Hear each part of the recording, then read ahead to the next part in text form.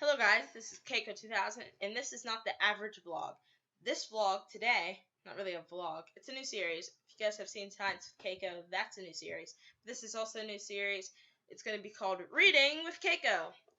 We're going to read a chapter of each book, and if you guys like the book or whatever, we'll keep going with it, and we'll read the whole book or whatever on this. You don't really have to watch, but it's just a little thing if you're into reading, or if you're not really into reading, you're more like the listening. This is for you. Either way. So we're going to be starting off with Harry Potter. Harry Potter and the Sorcerer's Stone by J.K. Rowling. This is hopefully not copyrighted for me to be reading it to you. That's no intention for me. On the back it says, "It does not do to dwell on the dreams that Sorry if I stutter, guys. It's kind of nerve-wracking to read like this. But it does not do to dwell on the dreams and forget to live. Remember that. Albus Dumbledore, or however you say that. I'm going to mispronounce the name, so I'm just going to say how I always say it. And that's the quote, and then Harry's like, look into me. I've already read all these series. I have a full pack over there, like every single book. So I just figured I'd share what I love reading with you guys. So, let's start off with Chapter 1, The Boy Who Lived. And this is what it looks like right here. Whole page. Okay. Mr. and Miss Dorsley of number 4 Private Drive were proud to say that they were perfectly normal. Thank you very much. They were the last people you'd expect to be involved in anything strange or mysterious, because they didn't just hold with such nonsense. Mr. Dorsley was the director of a firm called Grunnings, which made drills. He was a big, beefy man with a hearty, inny neck, although he did have a very large mustache. Mr. Dorsley was thin and blond and had nearly twice the unusual amount of neck, which came in very useful, as she spent so much of her time craning over garden fences, spying on the neighbors. The Dorsleys had a small son called Dudley, and in their opinion there was no finer boy anywhere. The Dorsleys had everything they wanted, but they also had a secret, and their greatest fear was that somebody would discover it. Ooh! Oh my gosh! They didn't think they could bear it if anyone found out about the Potters. Miss Potter and Miss Dorsley's sister, but they hadn't met for several years. In fact, Miss Dorsley pretended she didn't have a sister, because her sister and her good-for-nothing husband were as un-Dorsleyish as it was possible to be. The Dorsleys shuddered to think what the neighbors would say if the Potters arrived in the street. The Dorsleys knew that the Potters had a small son too, but they never even seen him. The boy was another good reason for keeping the Potters away. They didn't want Dudley mixing with a child like that. No, no, no, son. You ain't mixing with a child like that. Anyways, that was weird. When Mr. and Miss Dorsley woke up on a dull, gray Tuesday, our story starts. There was nothing about the cloudy sky outside to suggest the strange and mysterious things would soon be happening all over the country. Mr. Dorsley hummed as he picked out his most boring tie for work, and Miss Dorsley gossiped away happily as she wrestled a screaming Dudley into his high chair. None of them noticed a large tawny owl flutter past the window. At 8:30, Mr. Dorsley picked up his briefcase, pecked Miss Dorsley on the cheek, and tried to kiss Dudley goodbye, but missed, because Dudley was now having a tantrum and throwing his cereal at the walls. "Little Tyke," courted Mr. Dorsley as he left the house. He got into the car and backed out of number 4's drive.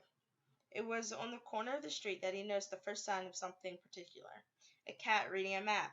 For a second, Mr. Dorsley didn't realize what he had seen. Then he jerked his head around to look again. There was a tabby cat standing on the corner of Private Drive, but there wasn't a map in sight. What could he have been thinking of? It must have been a trick of the light. Mr. Dorsley blinked and stared at the cat. It stared back, As Mr. Dorsley drove around the corner and up the road, he watched the cat in the mirror. It was now reading the sign that said Private Drive. No, looking at the sign. Cats can't read maps or signs. Mr. Dorsley gave himself a little shake and put the cat out of his mind. As he drove toward town, he thought of nothing except a large order of drills he was hoping to get that day. But on the edge of town, drills were driven out of his mind by something else. As he sat in the unusual morning traffic jam, he couldn't help noticing that there seemed to be a lot of strangely dressed people about. People in cloaks. Mr. Dorsley couldn't bear people dressed in funny clothes. The get-ups you saw on young people. He supposed this was some stupid new fashion. He drummed his fingers on the steering wheel, and his eyes fell on the huddle of these weirdos standing quite close by. They were all whispering excitedly together. Mr. Dorsley was enraged to see that a couple of them weren't young at all. Why, the man had to be older than he was, and wear an emerald green cloak. The nerve of him! But then it struck Mr. Dorsley that this was probably some silly stunt. These people were obviously collecting for something. Yes, that would be it. The traffic moved on, and a few minutes later Mr. Dorsley arrived in Grunning's parking lot, his mind back on drills. Mr. Dorsley always sat with his back to the window of the office on the 9th floor. If he hadn't, he might have found it harder to concentrate on drills that morning. He didn't see the owls swooping past in broad daylight, though people down the street did. They pointed and gazed open-mouthed as owl after owl sped overhead. Most of them had never seen an owl, even at night time. Mr. Dorsley, however, had a perfectly normal, owl-free morning. He yelled at 5 different people, he made several important telephone calls, and shouted a bit more. He was in a very good mood until lunchtime, when he thought he'd stretch his legs and walk across the road to buy himself a bun from the bakery. He'd forgotten all about the people in cloaks until he passed a group of them next to the baker's. He eyed them angrily as he passed. He didn't know why, but they made him uneasy. This bunch were whispering excitedly, too, and he couldn't see a single collecting tin. It was just on his way back past them, clutching a large doughnut in a bag, that he caught a few words of what they were saying. The Potters, that's right, what I heard. Yes, their son Harry.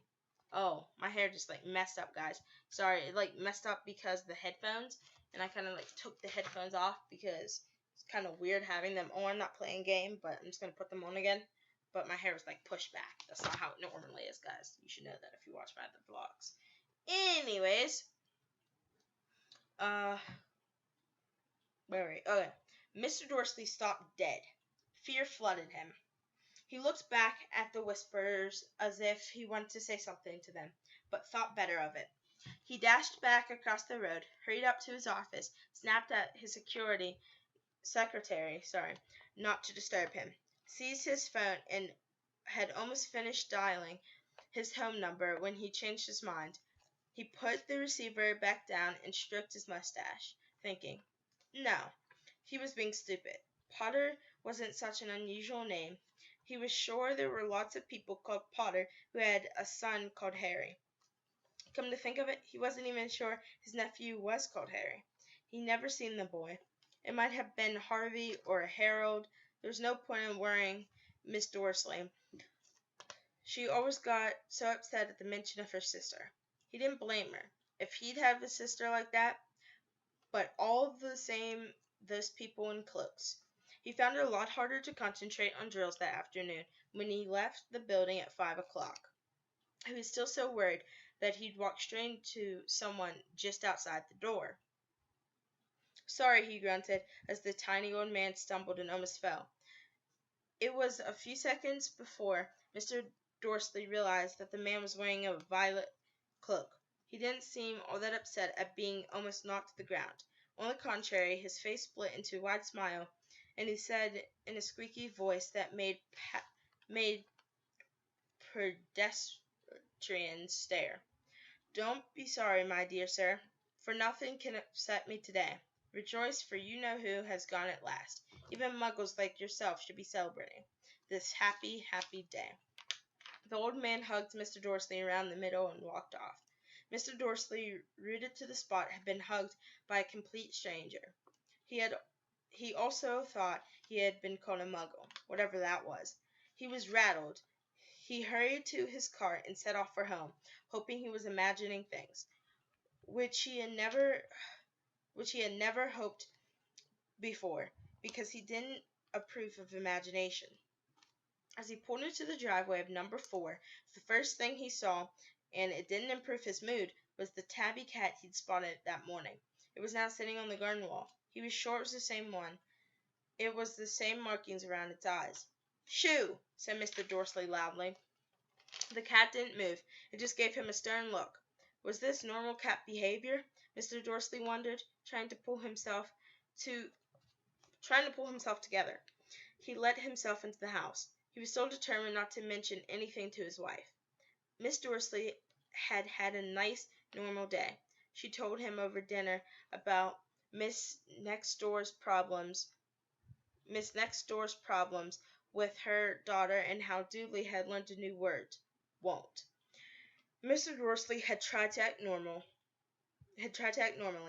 When Dudley had been put to bed, he went into the living room in time to catch the last report on evening's news. And finally, bird watchers everywhere had reported that nation's owls had been behaving very unusually today. Although owls normally hunt at night and are hardly ever seen in the daylight, there have been hundreds of sightings of these birds flying in every direction since sunrise. Experts are unable to explain why the owls have suddenly changed their sleeping pattern. The newscaster allowed himself a grin. Most mysterious. And now over to Jim McGuffin with the weather. Going to be any more showers of owls tonight, Jim? Well, Ted said the weatherman. I don't know about that, but it's not only the owls that have been acting oddly today. Viewers as far apart as Kent, Yorkshire, and Dundee had been phoning in to tell me that instead of the rain I promised yesterday, there have been downpour of shooting stars. Perhaps people have been celebrating bonfire night early. It's not until next week, folks, but I can promise a wet night tonight. Mr. Dorsley sat frozen in his armchair. Shooting stars over Britain, owls flying by daylight, mysterious people in cloaks all over the place, and a whisper about the Potters.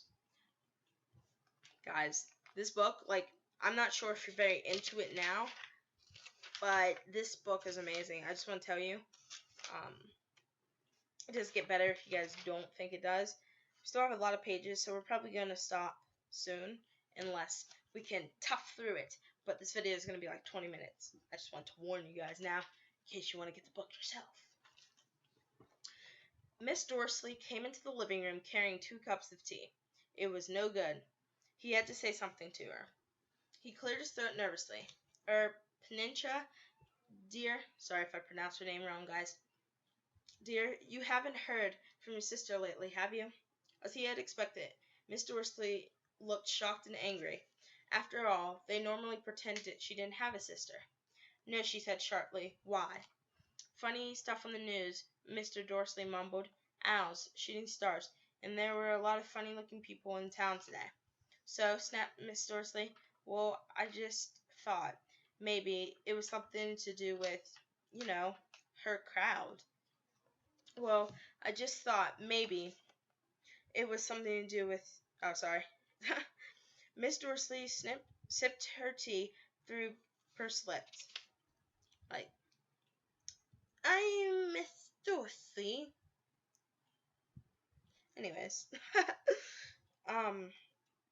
Mr. Dorsley wondered whether he dared to tell her he'd heard the name Potter. He decided he didn't dare. Instead, he said, as casually as he could, their son. He'd be about Dudley's age now, wouldn't he? I suppose, said Miss Dorsley stiffly. What's his name? Again. Howard, isn't it?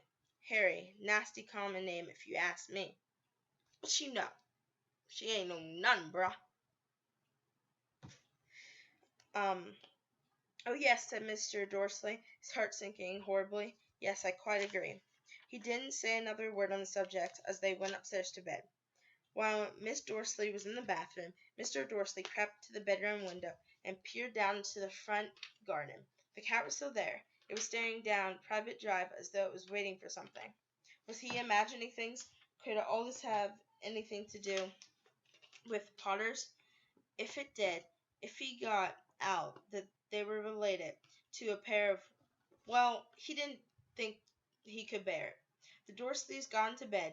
Mr. Dorsley fell asleep quickly, but Mr. Dorsley lay awake, turning it all over in his mind. His last comforting thought before he fell asleep was that even if the Potters were involved, there was no reason for them to come near him and Miss Dorsley.